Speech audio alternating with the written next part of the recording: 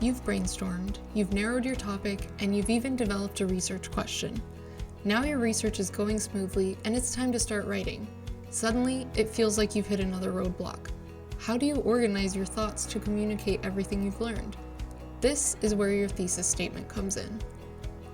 A thesis is a statement of 1 or 2 sentences in your introduction that describes your topic, outlines major points of your paper, and addresses a specific audience. Your thesis sets the stage for your entire paper, letting the reader know not only what it's about, but in what order you'll discuss your points. Depending on the type of paper you're writing, your thesis may need to be structured in a specific way. In general, a strong thesis statement will be clear, specific, and supportable. It also helps to remember that your thesis might change. As you write your paper, you may need to revise your thesis statement so that it accurately reflects the contents of your paper, and that's totally normal. Now, let's look at some examples of different types of thesis statements. A persuasive or argumentative thesis makes a claim and justifies it with evidence or reasoning. Some things to consider when writing this type of thesis are: what is your claim? What evidence supports it? And in what order will you present your evidence? An example of a persuasive thesis statement is: teachers should receive better pay because they provide a vital public service and work in an increasingly hostile environment. An analytical thesis introduces a topic, its components, and how they will be evaluated. Some things to consider when writing this type of thesis are: what are you analyzing? What did your evaluation reveal? And in what order will you present what you've learned?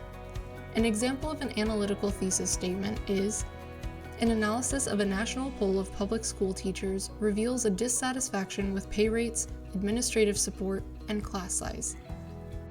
An expository or explanatory thesis introduces a topic that will be explained in your paper. Some things to consider when writing this type of thesis are: what are you explaining? What are the categories you can use to organize your explanation? And in what order will you present your information? An example of an expository thesis statement is: public school teachers' job duties include instruction, classroom management, and lesson planning. You may have noticed a pattern with all of those thesis statements. No matter what kind of thesis you're writing, they all generally boil down to the same elements: a big idea, the main points, and the order of their presentation. You always want to make sure that your thesis statement is easy to understand and communicates all of the information you need to set the stage for your paper.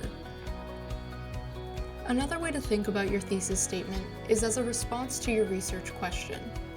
As you write your paper or prepare your presentation, you are continuing the conversation you began during your research and entering an even larger conversation: scholarship. Scholarship is the sharing of ideas between people in a specific discipline, and just like research, scholarship is a conversation. This conversation occurs in many different ways, through published works, conference papers, presentations, and more. By referencing scholarly sources in your work, you become part of this conversation. Even if your work is not published, you are contributing to the discussion in your own way. The information and thoughts you share with your professors, peers, and people outside of school have impact. Alright, time to review. In this video, we learned about different types of thesis statements, why they're important, and how to write them. We also discussed how your research fits into the larger conversation of scholarship. In the next video, we'll talk about how you can organize your research so that you can work more efficiently. Want some help? Schedule a research appointment with one of our librarians today.